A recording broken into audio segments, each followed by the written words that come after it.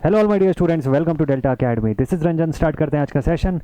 DC machines का topic हमारा ongoing, और डीसी मशीन्स के अंदर प्रीवियस क्लास में हम लोगों ने डीसी जनरेटर का एस्पेक्ट जो है उसको शुरू कर दिया था। डीसी शंट जनरेटर पढ़े थे पिछली क्लास में, ठीक है। तो ये 6th मॉड्यूल के अंदर आज की क्लास में क्या पढ़ने वाले हैं उसका एक बड़ा सा ब्रीफ सा आइडिया देता हूँ। अब चूंकि डीसी जनरेटर हम लोगों ने ऑलरेडी स्टार्ट कर दिया है, तो आज ऑब्वियस सी बात है कि डीसी जनरेटर में ही नेक्स्ट टॉपिक पे पहुंचेंगे हम लोग। अगला टॉपिक है डीसी सीरीज जनरेटर। कल शंट पढ़ चुका था हम लोगों ने।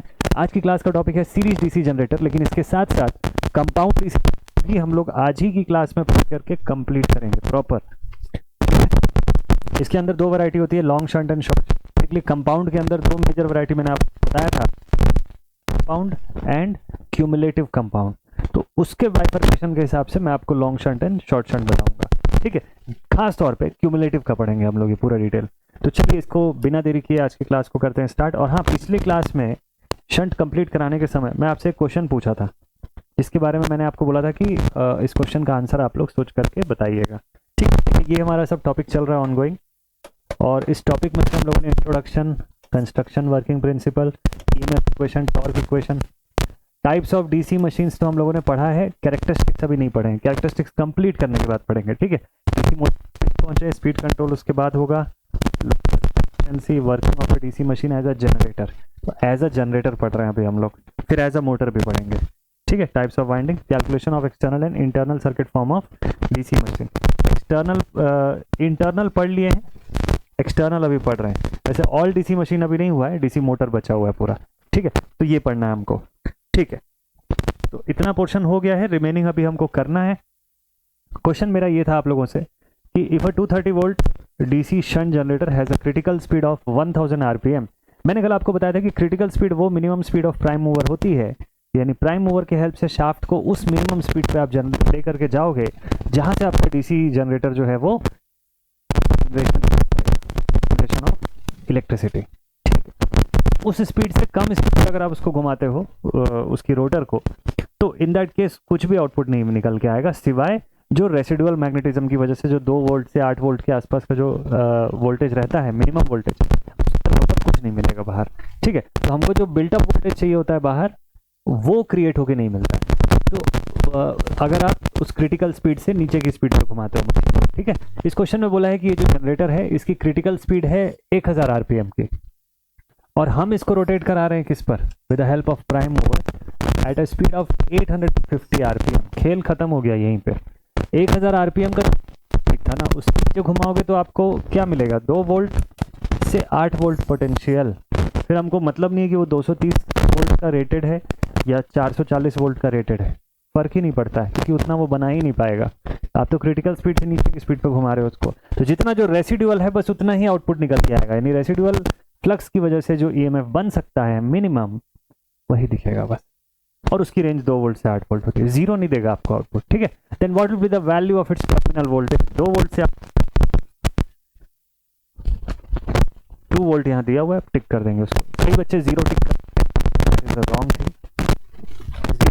रेसिडुअल का कंसेप्ट अगर आप समझते होंगे तो इस क्वेश्चन का करेक्ट आंसर जो है दैट इज ऑप्शन सी, ठीक। नेक्स्ट क्वेश्चन पे आता है, क्वेश्चन नहीं मतलब अब टॉपिक जो है वो यहाँ से शुरू करते हैं। सीरीज बाउंड डीसी जनरेटर का हमारा टॉपिक है। नाम से समझ में आ रहा है कि सीरीज बाउंड यानी कि फील्ड वाइंडिंग जो है वो मशीन के सीरीज में कनेक्टेड होगी। शुरू करते हैं बिना देरी के इसके बारे में स्टडी करना। तो हेडिंग डाल लेते हैं कॉपी में सबसे पहले। तो टॉपिक है हमारा series DC generator. Series DC generator circuit diagram कैसे बनेगा? सीरीज मतलब जो फील्ड है वो इस बार सीरीज में होगा, यही मतलब है ना। मतलब फील्ड वाइंडिंग जो होगी ये सीरीज में होगी इस बार, पिछली बार शंट फील्ड वाइंडिंग था।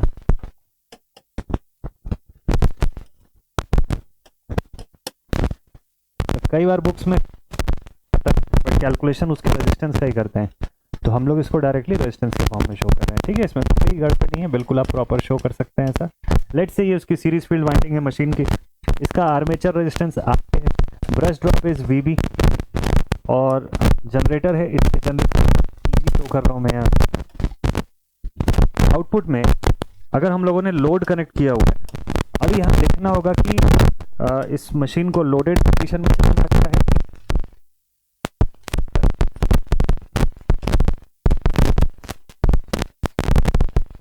Terminal potential plus minus, current क्या सीन है, आर्मेचर की सी लेगी आई एस और लोड की तरफ जाने वाली करंट आई एस। घूम फिर के मतलब ये सबका, क्योंकि सब कनेक्टेड है इसलिए सबका मीनिंग तो वही है, सबकी मैग्नीट्यूड वही है, बस नाम अलग शो कर रहे हैं हम लोग।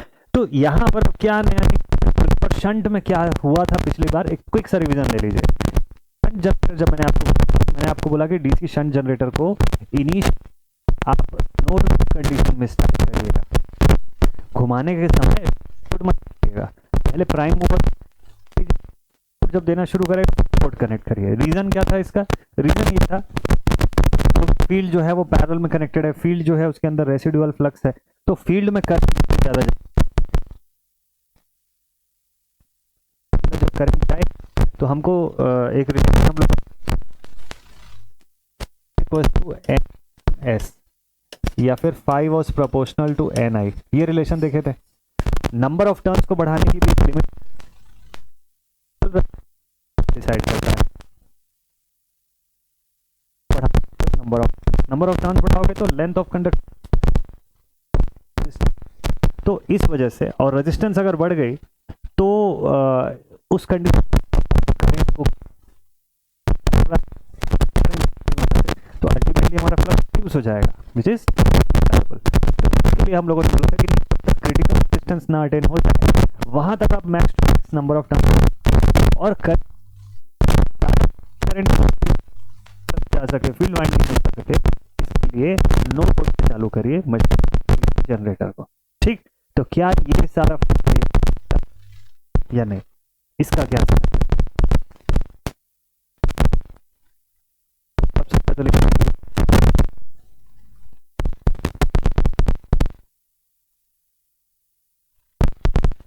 field winding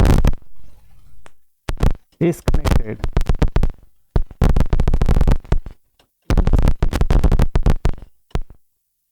connected in series with armature,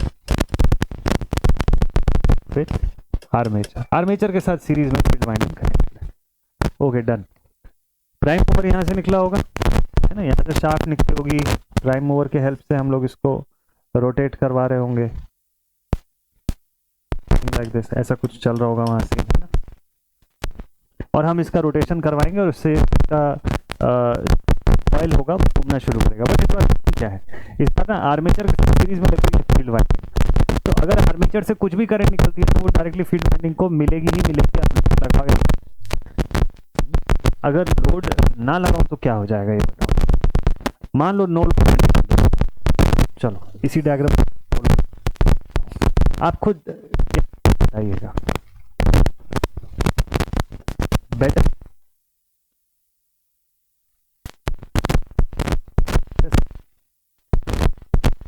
चलो ठीक है, एक तरफ मैं बोलता हूँ लोड के साथ चालू करेंगे, एक तरफ मैं चालू, कौन सा है?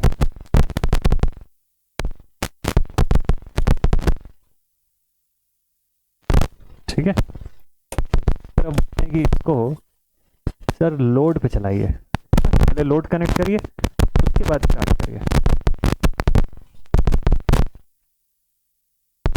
और दूसरी तरफ मैं बोलता हूँ नहीं इसको ना बिना लोड पे चलाइए, वही चीज करिए।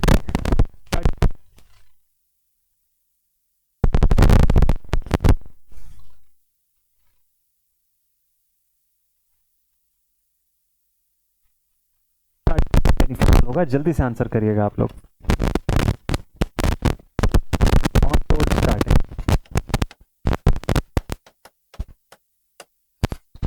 ये दोनों में से क्या सिचुएशन फेवरेबल है, चलो समझते हैं कंडीशन को। क्योंकि यहाँ पे इस बार सीरीज में ही फील्ड वाइंडिंग लगी हुई है, सीरीज में फील्ड वाइंडिंग लगी हुई है, तो हमको फ्लक्स बढ़ाने के लिए क्या क्या, फ्लक्स बढ़ाने के लिए हमारे पास एक condition,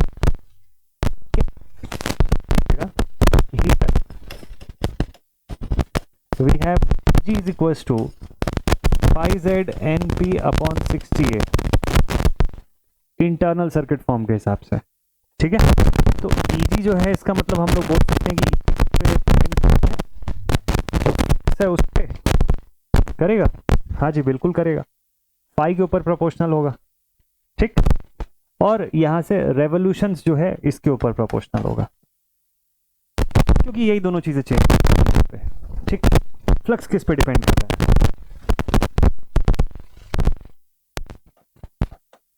also Ni upon S लिखते हैं, तो S बीइंग कांस्टेंट से प्रोपोर्शनल है। I कौन सा वाला है? और यहाँ पे N और क्या है? देखिए दोनों जगह ना N अलग अलग चीजें हैं। जब आप जनरेटेड ईएमएफ के फॉर्म में बताते हैं, वो डायनामिक इक्वेशन में जो N होता है दैट इज द रिवोल्यूशंस पर मिनट, लेकिन जब आप फ्लक्स की बात करते हो तो फ्लक्स का जो सीन है वहां पर जो N है that is the turns of a conductor, ये कंडक्टर टर्न को शो करता है। तो दोनों अलग अलग चीजें हैं, ठीक। तो कंडक्टर टर्न के ऊपर डिपेंड करेगा फ्लक्स कितना बनेगा, अच्छा ठीक है। और आई कौन सी है? सप्लाई करंट, कितनी करंट मिलेगी उसके प्रोपोर्शन में फ्लक्स बनेगा।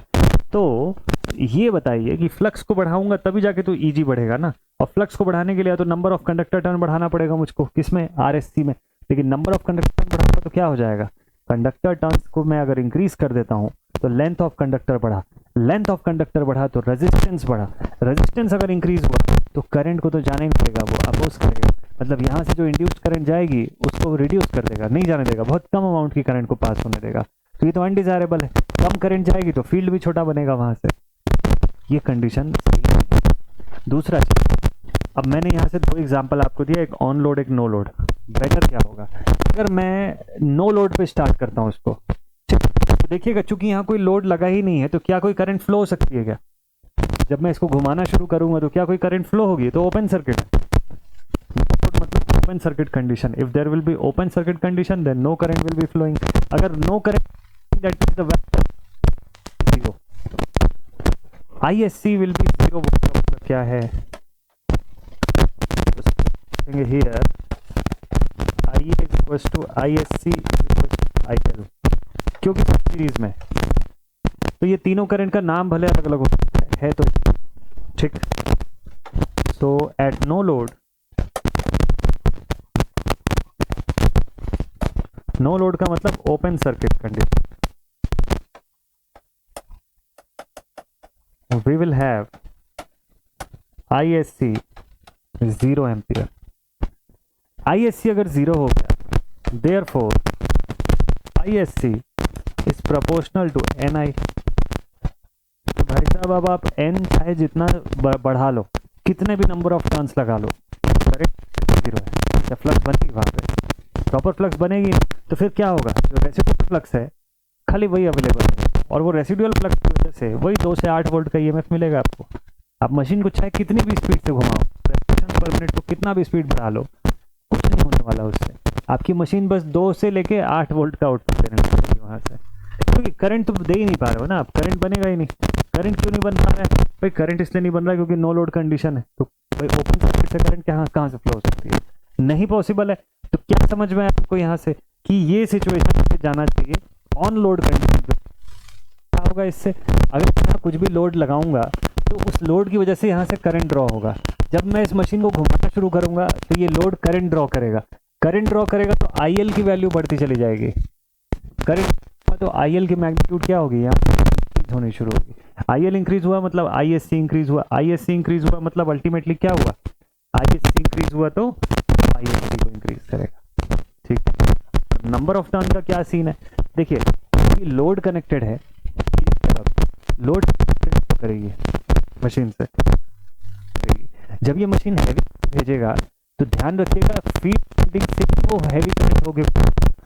जब फील्ड वाइंडिंग से हैवी करंट गुजरेगा तो उसको इतना ड्यूरेबल होना चाहिए। दो चीज़ का, एक तो उसकी रेजिस्टेंस लॉस किए या कम लॉस किए, और दूसरा चीज़ कि उसको इतना स्ट्रॉन्ग बनाना पड़ेगा कि वो विथस्टैंड कर सके उतनी huge value of current.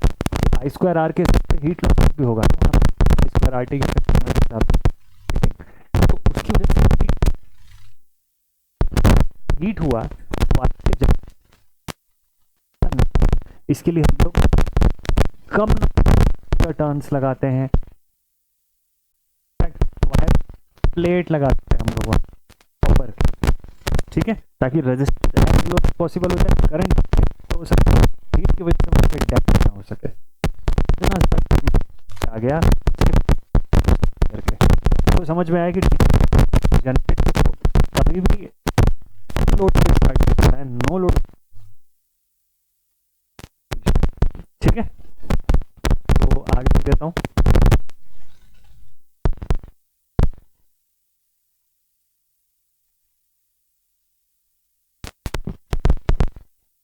On load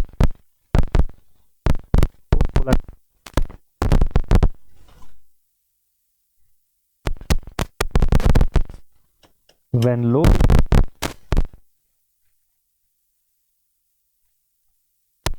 then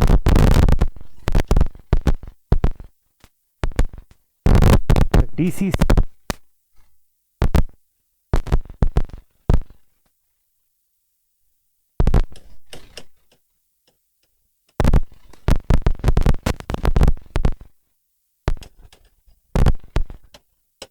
and ISP जो कि है field winding current,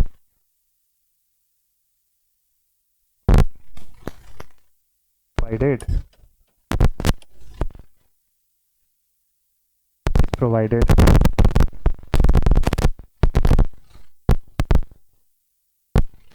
if therefore I अगर ठीक, तो ये कंक्लूजन हमको यहाँ से निकल के मिला। Here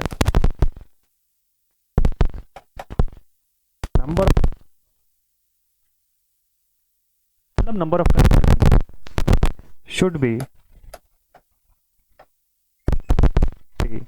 as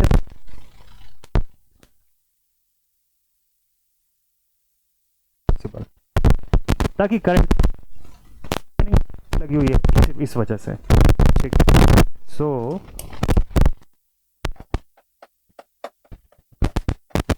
it is usually of very few turns and the conductor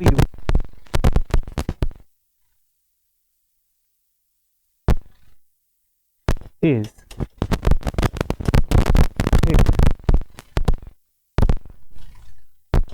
in the form of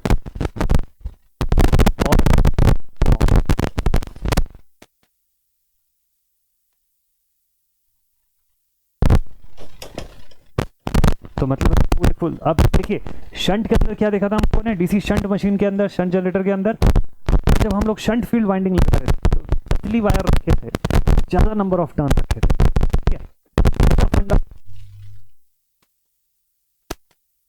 जब हम पतली वायर रखते हैं तो हम ज्यादा लगाते हैं, इंक्रीज करते हैं, ये दोनों ही चीज मिलकर की वैल्यू को इंक्रीज कर रहे हैं,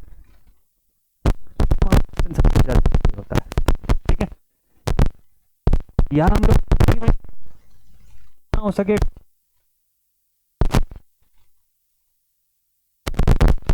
प्लेट का इस्तेमाल, मोटे वायर प्लेट इस्तेमाल कर लो कॉपर का, दोनों चीज मिलकर पड़ेगा क्योंकि field winding series with armature है, तो करंट समझ गए पूरा। तो ये था पूरा इस मशीन का बेसिक मोटर को ऑन लोड में शुरू करना है, ऑफ लोड में शुरू, पूरा रीजन के साथ आप समझा सकते हो, लिख के आ सकते हो एग्जामिनेशन में जब ये क्वेश्चन, ठीक है। वाइवा वगैरह में भी क्वेश्चन आता है। तो we can say DC series generator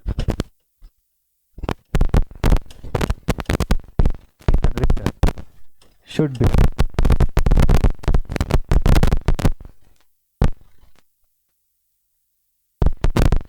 started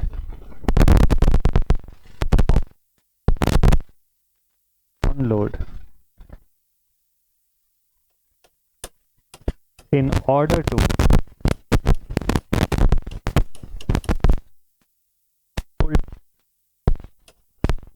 to get the voltage build up.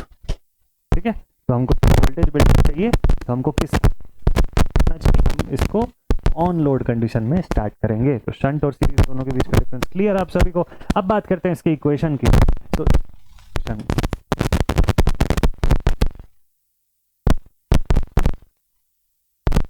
Circuit form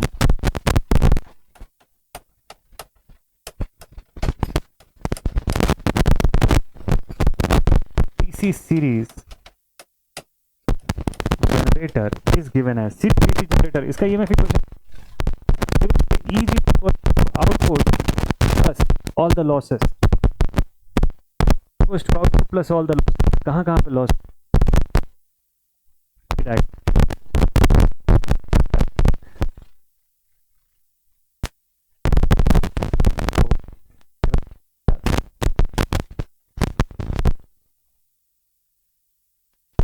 visible होगा। तो देखिएगा आउटपुट से कितनी मिल रहा है, लॉस कहाँ के अंदर लीड होता ही पहले तो लॉस हो गया आर्मेचर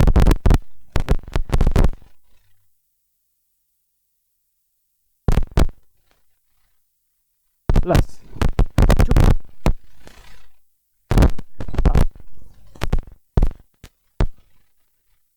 सी N plus VB optional question में देगा तो अज्यूम कर, ठीक है। ये फॉर्मूला बनता है यहाँ से। Again this is an important formula, बहुत काम का फॉर्मूला है। इसको थोड़ा सा और एक स्टेप इलैबोरेट करते हैं हम लोग। IL is equal to IA is equal to IS, series में तीनों करंट सेम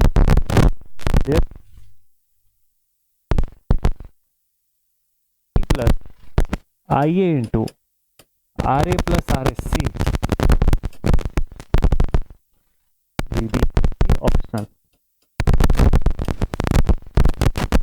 ठीक है। तो इस में भी मिल जाए। अब क्वेश्चन में अगर आपको IS दिया है करंट करो तो सब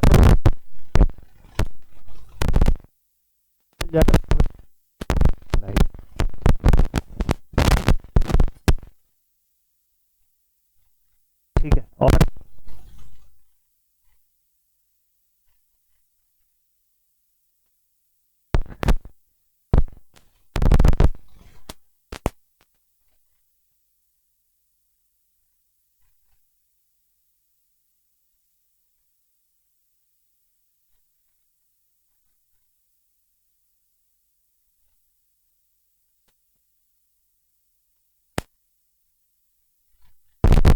ये निकालने का एक ये भी तरीका है कि आर्मेचर करंट पर यहाँ पर हो गया, इससे भाई आर्मेचर करंट भेज रहा है, इंड्यूस्ड करंट की मैग्नीट्यूड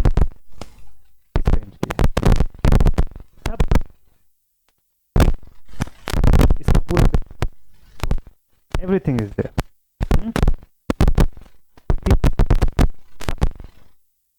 RA की वैल्यू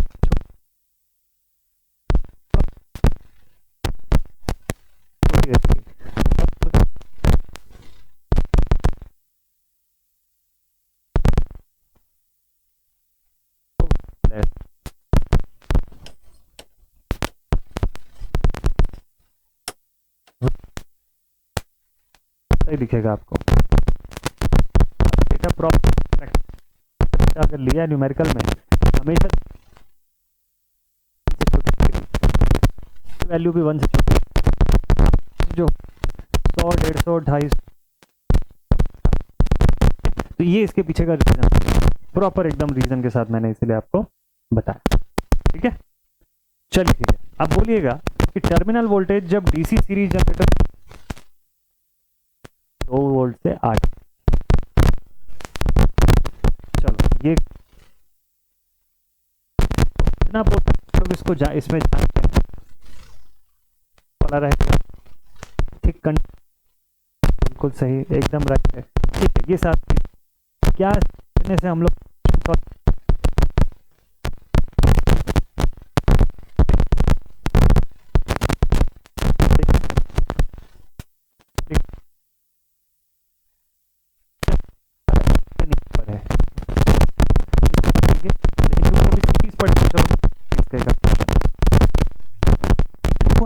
सीरीज डिस्प्लेसमेंट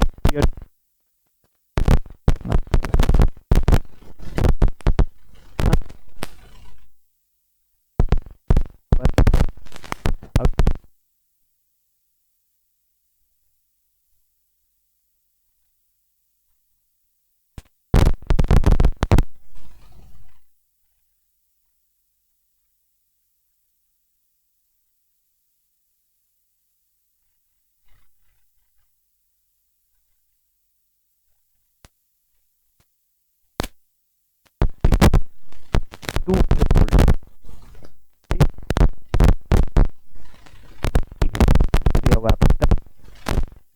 कितना ठीक है, it is equal to 200।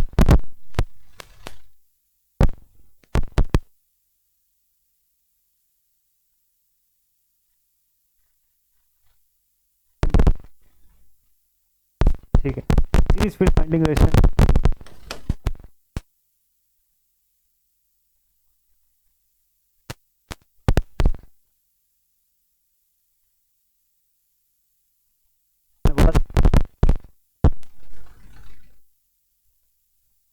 Super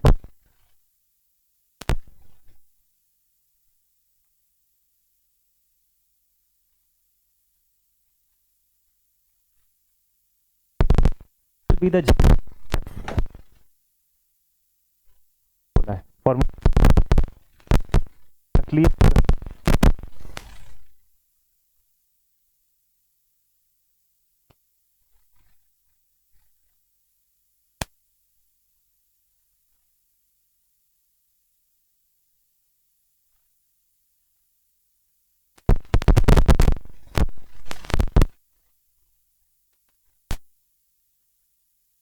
armature given R plus 5 plus 0.5 अलग अलग।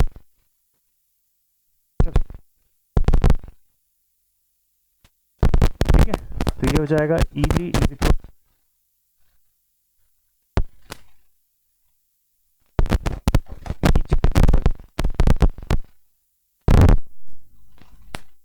और इस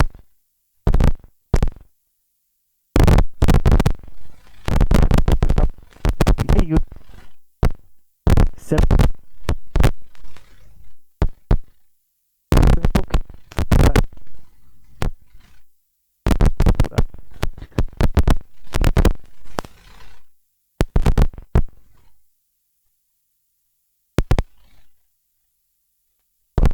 इतनी इजीली सॉल्व आप आपने पढ़ा है वो सफिशिएंट है, मोर देन। तो मैं आप की क्लास में तो फटाफट से पढ़ेंगे कंपाउंड को और यहाँ से। अच्छा, एप्लीकेशन सीरीज डीसी का एप्लीकेशन क्या है, कहाँ? देखिए, डीसी सीरीज जो जनरेटर होता है ना, स्टार्ट करते हैं तो इनिशियली बड़ी करंट अमाउंट में मिलती है और करंट की वैल्यू अच्छी है, मतलब टॉर्क जो है वो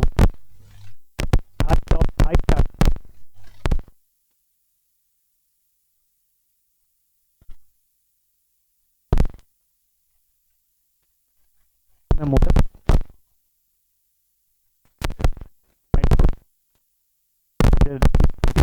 बहुत इस्तेमाल की स्टार्टिंग में करंट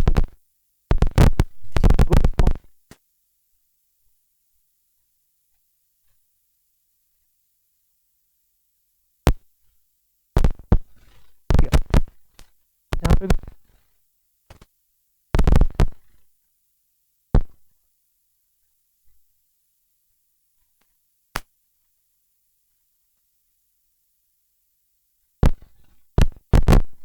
पे वो यूजफुल है। ठीक है, इसमें देख लेंगे।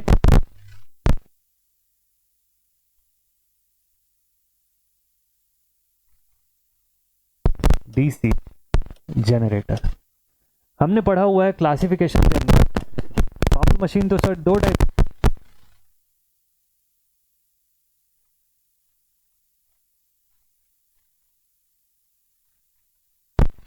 मैंने आपको दो पार्ट में बताया है। मैंने बोला होता है, एक होता है इसमें से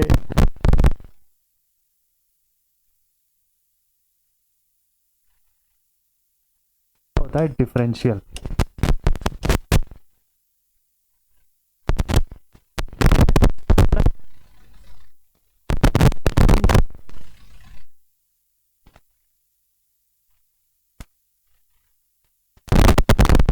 मशीन का ही क्लासिफिकेशन दो पार्ट में होता है, शॉर्ट।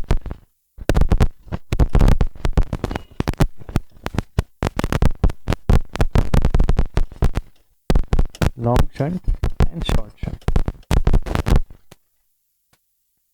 मतलब क्या होता है, ये फर्क क्या होता है?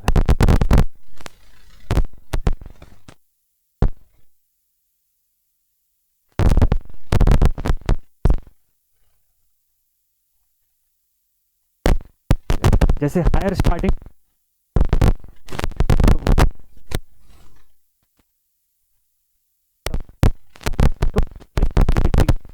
रेगुलेशन रहता है।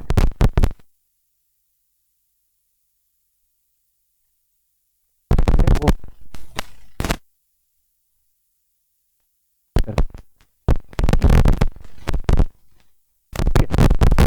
तो फिर डिफरेंस कहाँ से आता है? Compound and differential compound.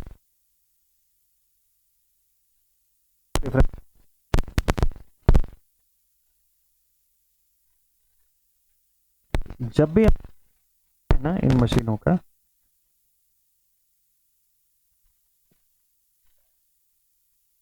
तो इनके कंस्ट्रक्शन में एक बात का ध्यान रखा जाता है,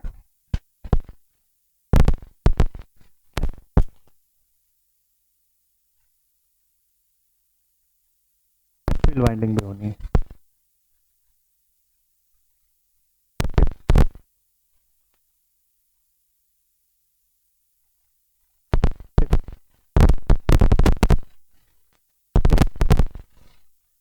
सबसे पहले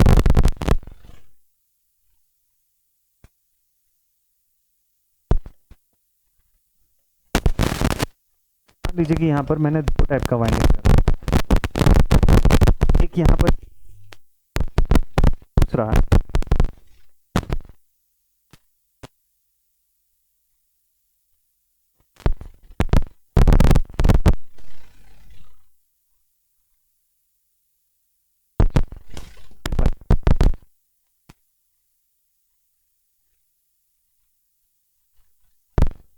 सर्किट में अभी शो करूंगा तो और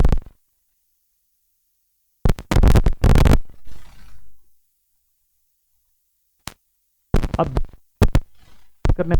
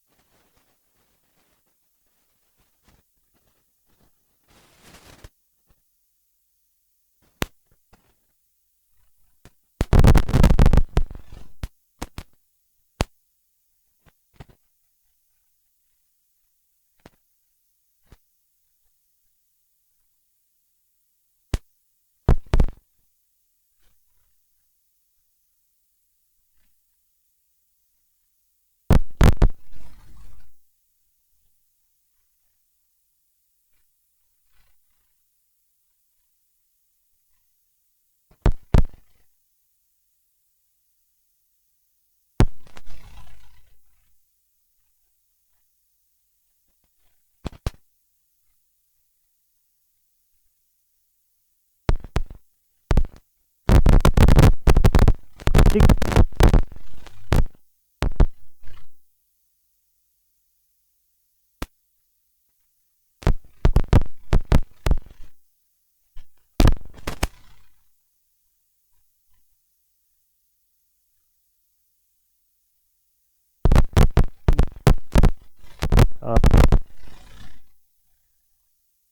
कैसे बताएंगे?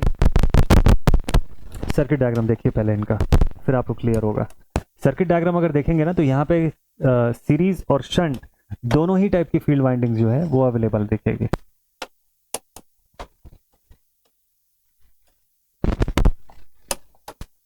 तो लेट अस अज्यूम कि हमारा जनरेटर है,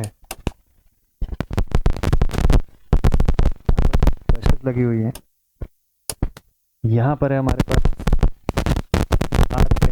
सीरीज फील्ड, इधर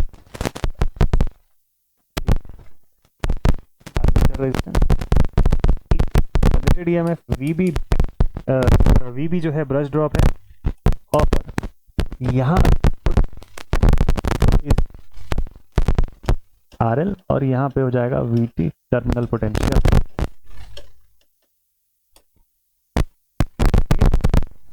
आप चाहो तो बना लो।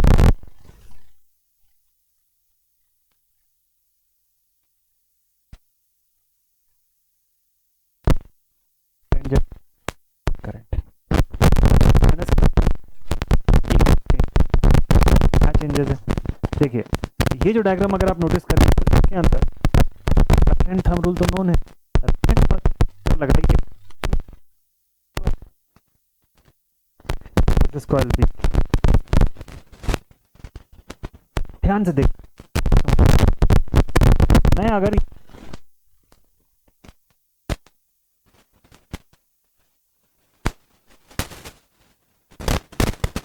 ऊपर की तरफ जाएगा, ठीक है, मैग्नेटिक फील्ड कैसे जा रहा है यहाँ से? मैग्नेटिक फील्ड ऊपर की तरफ जा रहा है, मतलब मैग्नेटिक फील्ड ऐसा जा रहा है यहाँ से बाहर, ठीक है। क्या हो रहा है? अभी नीचे coil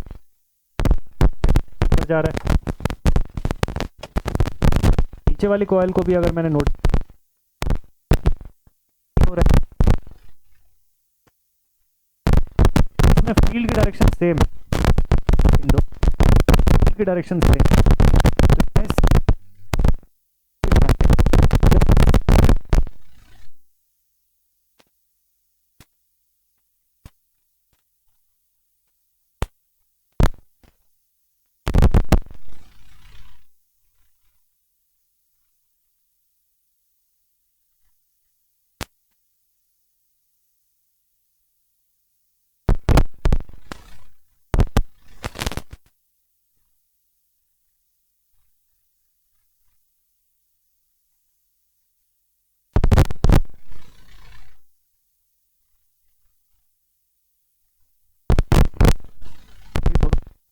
plug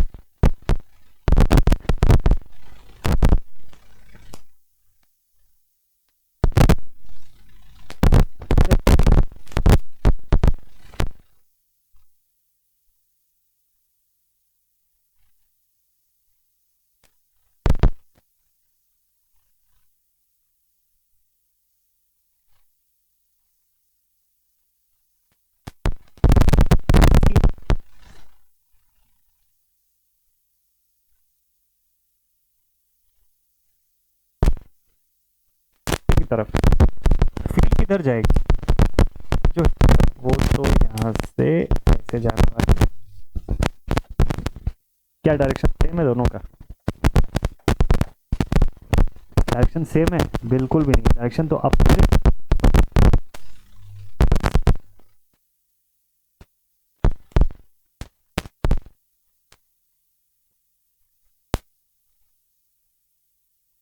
we will have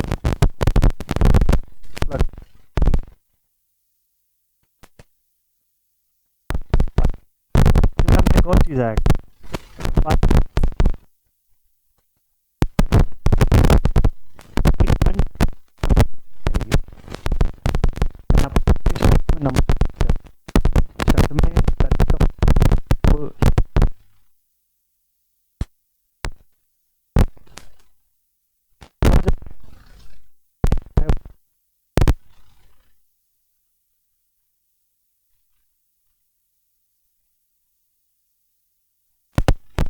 इसका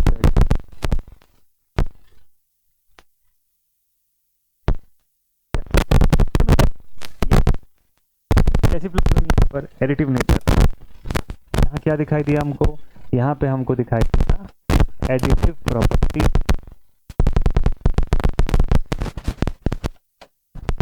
और क्या सब घट रहा है यहाँ पे।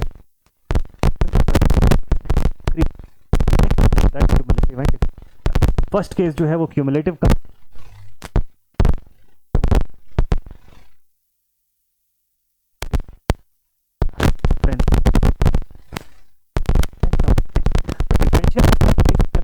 क्या होता है वहां पर शंट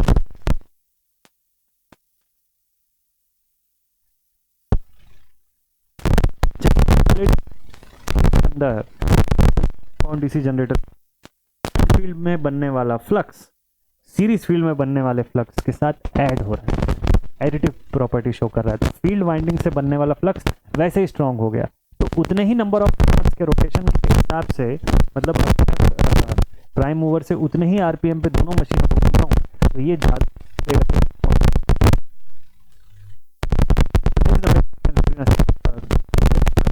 डिफरेंशियल वर्ड आप लोग लिख लेंगे।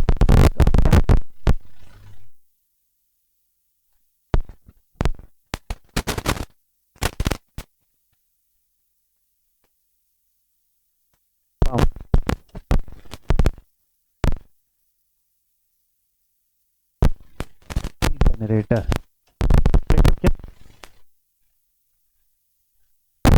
डायग्राम जो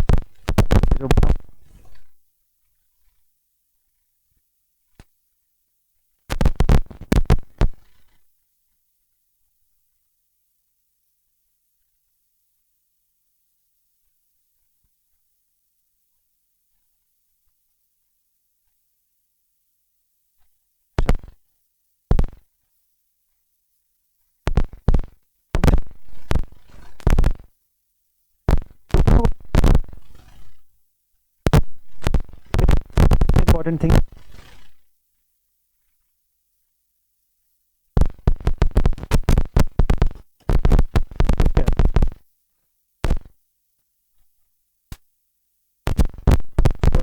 पहला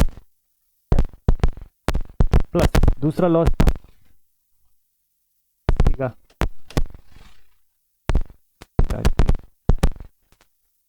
EMF equation again very important part,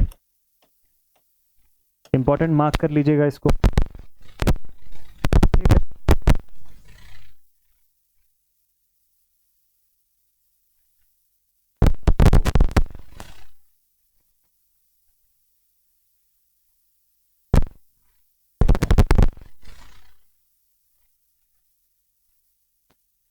equals to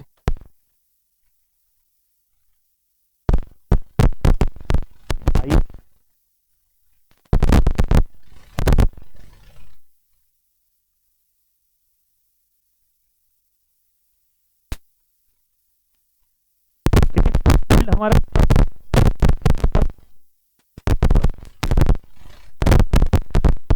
का जो बिल्डअप है ये स्ट्रॉन्ग शंट का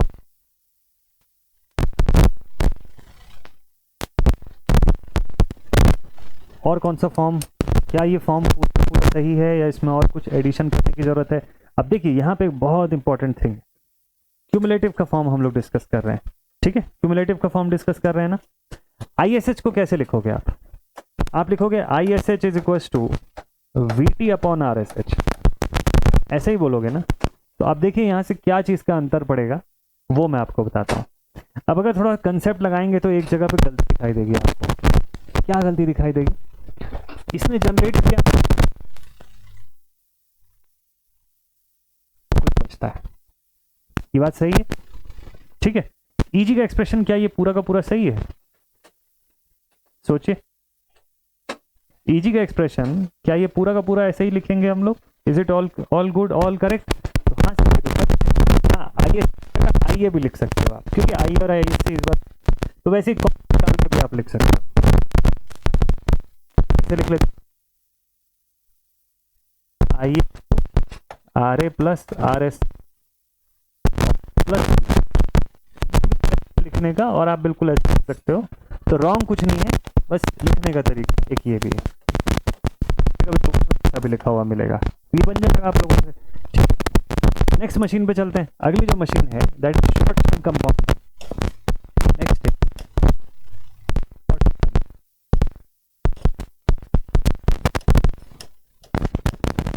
compound DC generator, short shunt compound DC generator. ठीक है, चलो देखते हैं।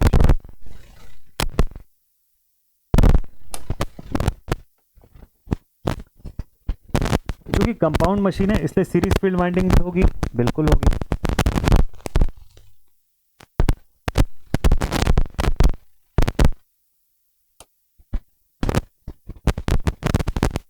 ठीक है, चलो करते हैं मशीन। ये हो गई हमारी जनरेटर।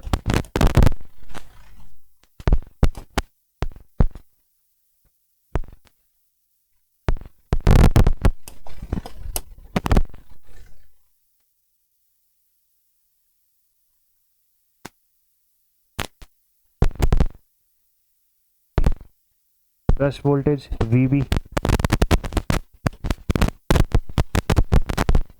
और इस बार शंट फील्ड वाइंडिंग रेजिस्टेंस सिर्फ और सिर्फ मशीन से पैरेलल में होगा, RSC के साथ पैरेलल में नहीं। ठीक है, केवल मशीन के साथ जो होगा वो शंटेड रहेगा, RSC से शंटेड नहीं होगा। इससे क्या फर्क पड़ेगा हमारे इक्वेशन में, उसको ध्यान है।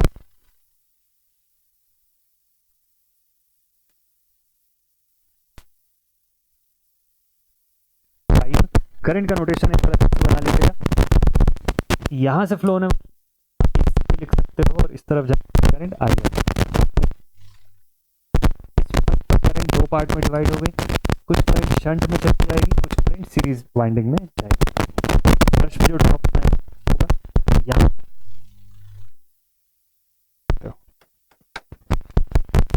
ठीक है, ये इतना नोटेशन है किसका, शॉर्ट शंट मशीन के एमिटर के पैरेलल में होता है, पैरेलल में होता है। ठीक है,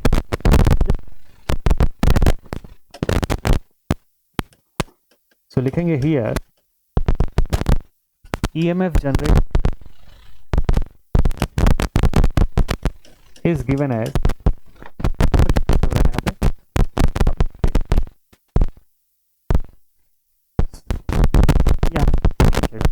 PT प्लस लॉस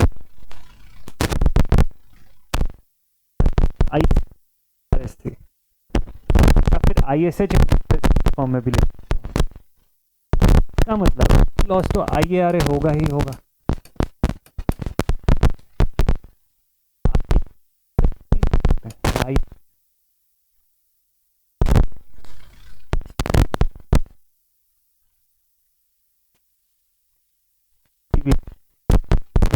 ब्रशेस है IL इंटू RSC के फॉर्म में। अच्छा ठीक है, अगर ये पॉसिबल है तो फिर एक और चीज करते हैं यहाँ पे, हम कि आगे तो कैसे बताने,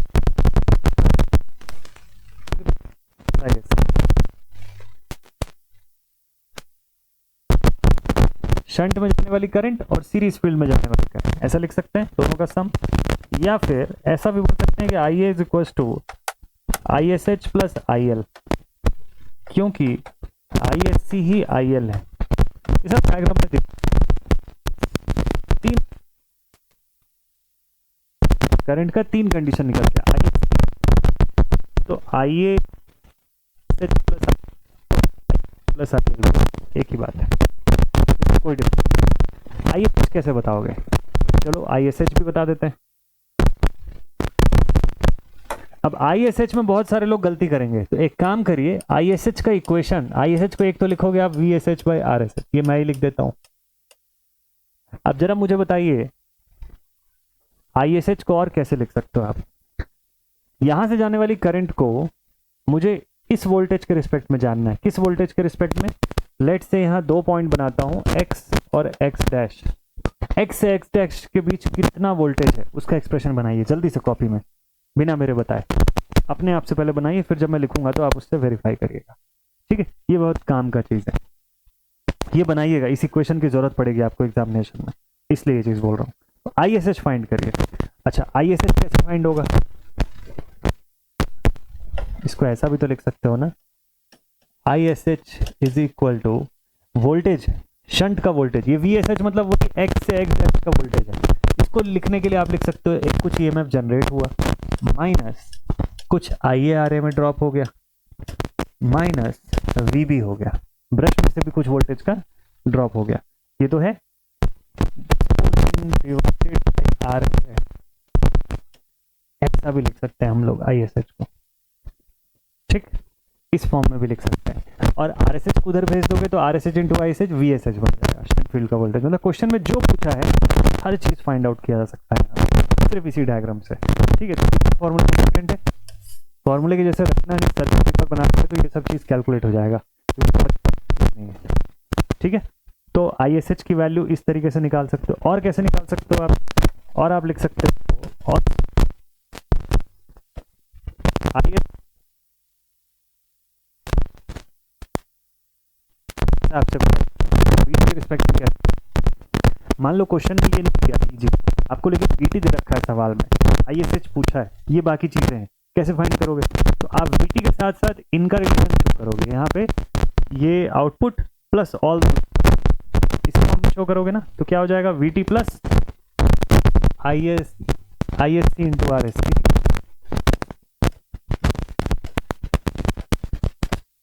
डिवाइडेड बाई आर। एक तरीका ये भी है। ठीक है, तो I S C into R S C divided by R S H, ये भी कर सकते, माइनस मत करना, गलत हो जाएगा नहीं तो इतने फॉर्मूले बनते हैं इसके अंदर से, शॉर्ट शंट कंपाउंड इसी जनरेटर के अंदर।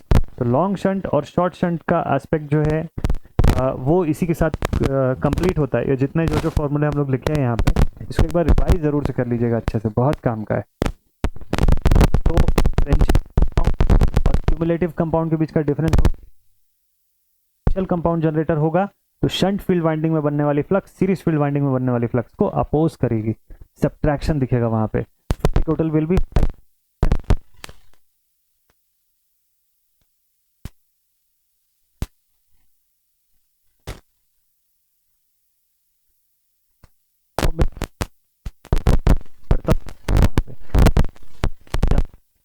करते हैं, दैट इज कंपाउंड इसको प्रीफर करते हैं।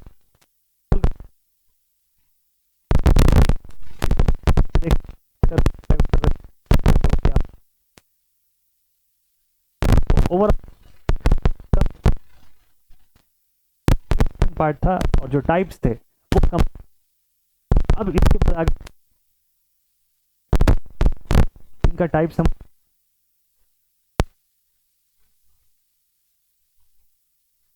सफिशिएंट पूरे क्वेश्चन, कुछ क्वेश्चंस जो है ऊपर बेस्ड आएंगे, कैरेक्टर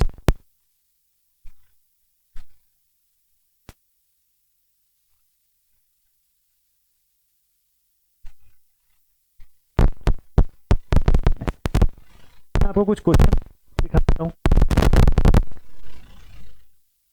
देखिए एक सवाल आया हुआ है, इस क्वेश्चन को बना के देखिएगा कंपाउंड। चलो देखते हैं अभी तक जो पढ़ा उससे आपसे क्वेश्चन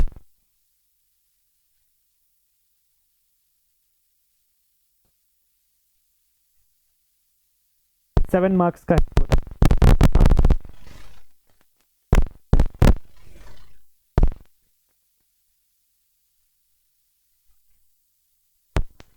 तो समझिए क्वेश्चन में सब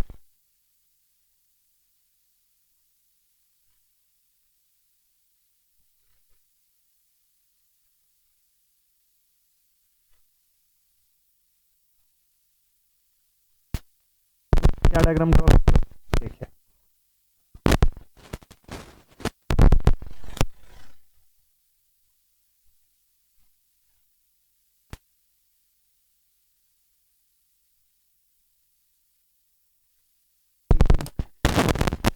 लेते हैं इसके ब्रशेस, ठीक है, यहाँ पर बनाएंगे shunt field winding resistance, so this is RSH। उसके बाद होगा सीरीज फील्ड वाइंडिंग रेजिस्टेंस और यहाँ पर लोड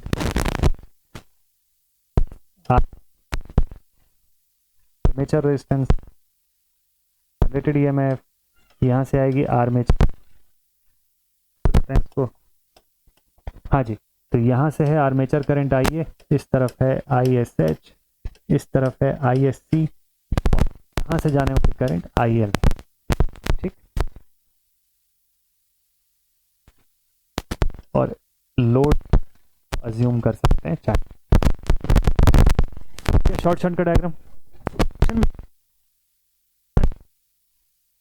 को वहां कैलकुलेट कर सकते हो या यहाँ लिखो शंट RSH की वैल्यू आपको दे रखा है कितना 50, armature resistance point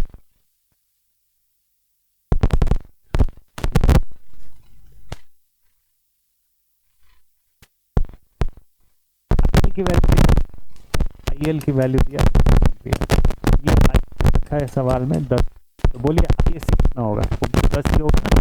series field winding से जाने वाली करंट भी 10 एम्पीयर, ठीक। फॉर्मूला क्या बताता है, EG is equal to VT plus IARA plus ISC RSC। Main formula लिखिएगा, 10 ड्रॉप दिया, 10 ड्रॉप लिखने की भी जरूरत नहीं है फॉर्मूले में। इस फॉर्मूले में क्या है और क्या नहीं है, वही VT दिया हुआ है क्वेश्चन में 200, ठीक है। IA की वैल्यू नहीं पता, RA की वैल्यू नोन है, ISC जो है वो भी पता है, RSC भी क्वेश्चन में पता है। तो एक चीज फाइंड करना है, IA फाइंड करना है। कैसे फाइंड करोगे, picture current IA is equal to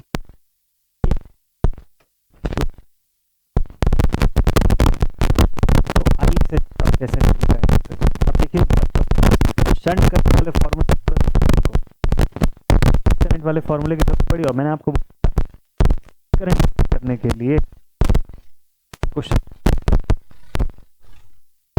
पे डिपेंडेंट फॉर्मूला, तो फिर तो आप सॉल्व करना पड़ेगा, दिया हुआ है।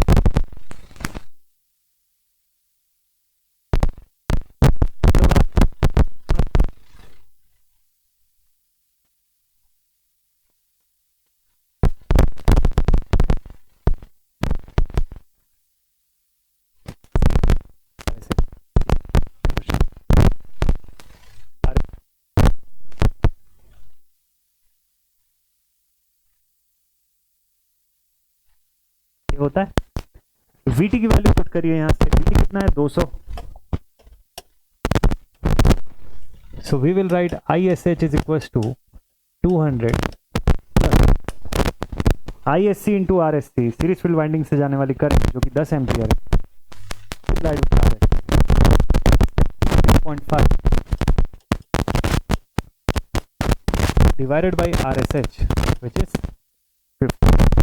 सॉल्व करें, देखते हैं।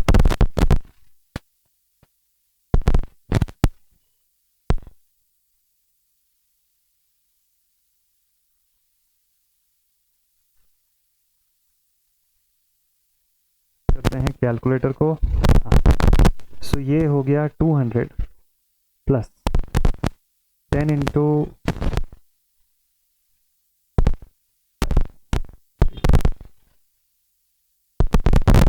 4.1 ISH की वैल्यू कितनी,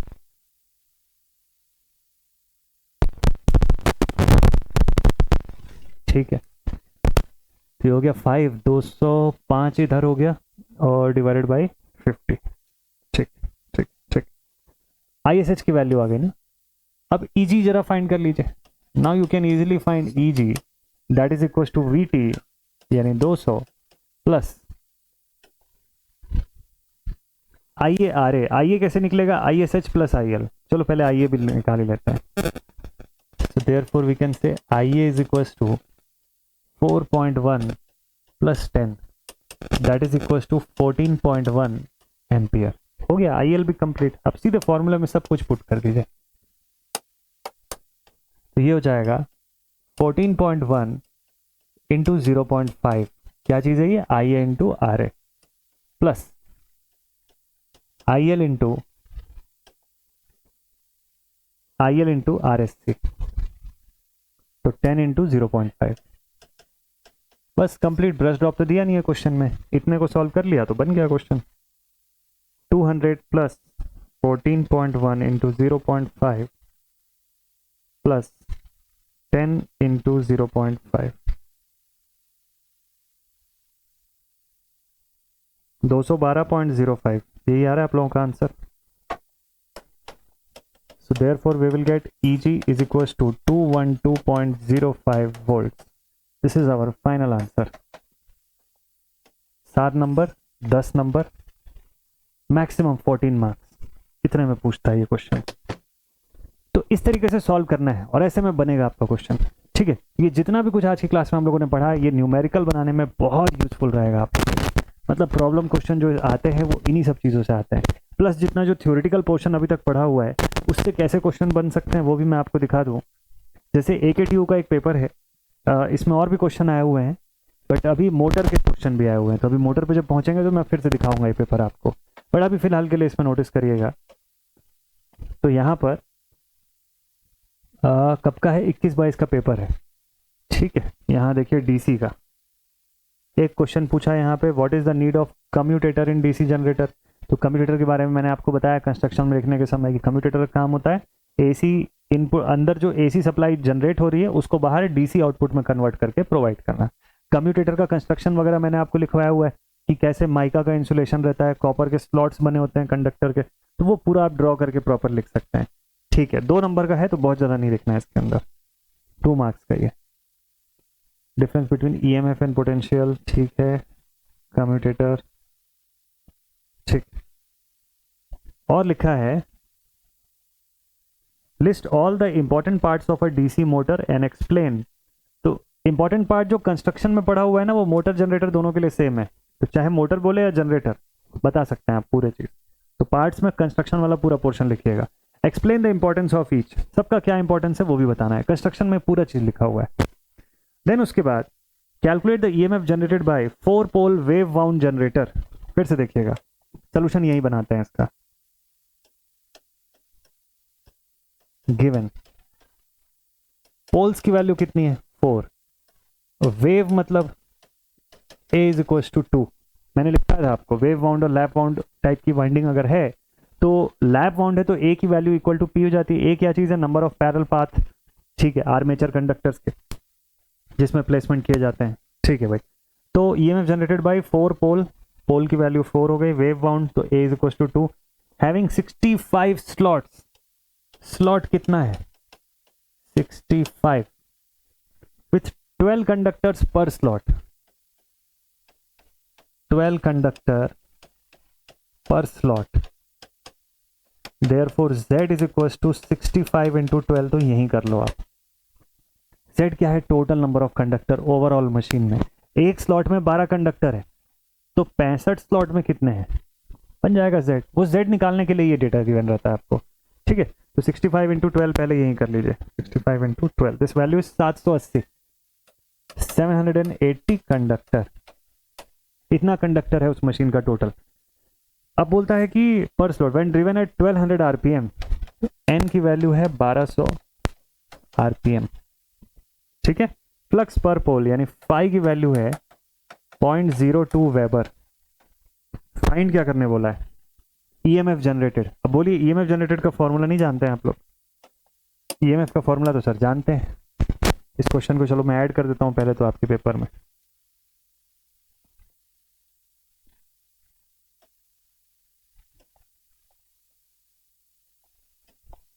ठीक है, ये सोल्यूशन यहां तक का ऐड कर लेते हैं। ठीक, यहां तक का portion. So now we will have Eg is equal to, ये जो डेटा दिया है EMF, लेकिन कौन से फॉर्म में दिया है, 5ZNP/60A का डेटा है, इंटरनल सर्किट फॉर्म का डेटा है। तो आप लिखोगे 5ZNP/60A जनरेटेड EMF। क्वेश्चन में क्या दिया हुआ है, डीसी जनरेटर ही दिया है, ईएमएफ जनरेटेड दिया है, ठीक। डेटा पुट कर देते हैं, 0.02 इंटू जेड कितना दिया 780 इंटू एन कितना दिया हुआ है 1200 into P number of poles 4 upon 60 into 2, A की वैल्यू कितनी रखोगे 2, क्यों वेव वाउंड है, लैप वाउंड होता तो ए की वैल्यू 4 हो जाती पोल्स के बराबर। बस सॉल्व कर लीजिए, 0.02 into 780 into 1200 into 4 divided by 60 into 2. This value is 624. EG की value, this is your answer. Calculation को थोड़ा सा बस एक बार चेक कर लीजिएगा, हड़बड़ी में कुछ छूटा ना हो डेटा। बाकी ओवरऑल प्रोसेस समझ में आ गया ना आपको। तो डेटा आइडेंटिफाई करना ही मेन टास्क है, स्टेटमेंट पढ़ते हुए ये निकालना कि इसमें क्या दिया हुआ है। ये अगर आप कर पाएंगे तो फॉर्मूले में कोई दम नहीं है, बहुत छोटा सा फॉर्मूला है, बहुत बेस है, तुरंत बन जाएगा आपसे क्वेश्चन, ठीक है। तो बना लोगे आप लोग इस टाइप का क्वेश्चन। AKTU का क्वेश्चन था 22 का, 21-22 वाले सेशन में। और देखिए AKTU का 23 में भी होगा।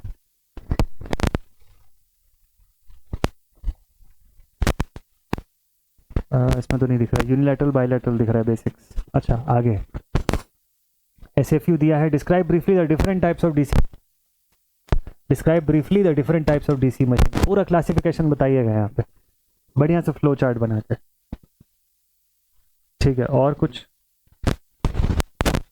Derive the EMF equation of DC generator, number नहीं दिखा रहा है यहाँ पे, 3-4 नंबर में तो पूछा ही होगा ये कम से कम। ईएमएफ इक्वेशन डिराइव करना है डीसी जनरेटर का, ये नहीं बोला कि सीरीज शंट कंपाउंड, इसका मतलब इंटरनल सर्किट फॉर्म में डिराइव करना है आपको, ठीक है। एक्सटर्नल का कोई सीन ही नहीं है यहाँ पे। चलो डन है, 2 बड़े क्वेश्चन यहाँ पे दिख गया आपको। फिर Maulana Abul Kalam Azad university of technology 2019-20 का पेपर, इसमें देखिएगा explain why a DC series motor should not be started without a load. अब बोलिए एक्सप्लेन कर पाएंगे कि नहीं, आज ही की क्लास में पढ़े हुए हैं ये वाला पोर्शन। क्यों डीसी सीरीज मोटर को विदाउट लोड हम लोग शुरू नहीं करते हैं। हम लोग जनरेटर के लिए पढ़े हुए हैं, मोटर के लिए भी उसी तरीके से थोड़ा सा अगर कंसेप्ट लगाएंगे तो बता सकते हैं। हालांकि जब मैं मोटर पढ़ाऊंगा आपको, ये ध्यान रखिएगा ये मोटर के लिए पूछा है, हम लोग जनरेटर का केस पढ़े हैं। जब मोटर का बताऊंगा तो फंडामेंटल वहां पे फिर से आपको क्लियर करूंगा कि वहां मोटर के सीन में क्या होता है, ठीक है। तो चलो ठीक है, तो चलो मोटर हो गया तो इसको डिस्कार्ड करते हैं। नेक्स्ट देखते हैं, और किसी एग्जाम में पूछा क्या, RTU Rajasthan technical university, discuss the classification of DC generator, 2 number का क्वेश्चन। क्लासिफिकेशन बस एक बढ़िया सा फ्लो चार्ट बना दीजिएगा, काफी रहेगा 2 मार्क्स के लिए। और देखिए RTU 2023 का paper, with a neat circuit diagram explain the construction and principle of operation of DC machine. बड़ा क्वेश्चन होगा ये, तो 5 नंबर या उसके आसपास का है ये क्वेश्चन, ठीक है, 5 मार्क्स प्लस का है। तो देखिए इस तरीके से ना क्वेश्चन पूछता है, जितना चीज मैंने आपको पढ़ाया हुआ है एकदम टू द पॉइंट, एकदम एग्जाम के हिसाब से पढ़ाया हुआ है। तो अगर सिर्फ आप पूरे वीडियोस ही देख के चले जाएंगे ना, तो एग्जाम में डीसी मशीन के 80-90% क्वेश्चन तो आपसे बनेंगे ही बनेंगे डेफिनेटली। 100 में से 90 नंबर तो आ जाएगा। 10 एक्स्ट्रा नंबर पाने के लिए आपको जितना मैंने जो क्वेश्चन दिया उससे रिलेटेड और क्वेश्चन बुक से प्रैक्टिस करना पड़ेगा, तब रिमेनिंग नंबर भी आ जाएगा 10 नंबर और, ठीक है। तो चलिए ठीक है, क्वेश्चन डिस्कशन और प्रैक्टिस के लिए आप टेलीग्राम ग्रुप पे आप लोग सब कनेक्ट हो जाएगा फटाफट से। कल की क्लास में मिलते हैं। अब हम लोग आज का सेशन यहाँ पर एंड अप करते हैं। कल न्यू टॉपिक लेकर के आऊँगा, उस न्यू टॉपिक को ऐसे ही डिटेल में पढ़ेंगे और एग्जामिनेशन के पॉइंट ऑफ व्यू से उससे क्या क्वेश्चन बन सकता है वो दिखाऊंगा आपको। मिलते हैं आप सभी से नेक्स्ट सेशन में। Take care all my dear students and keep watching.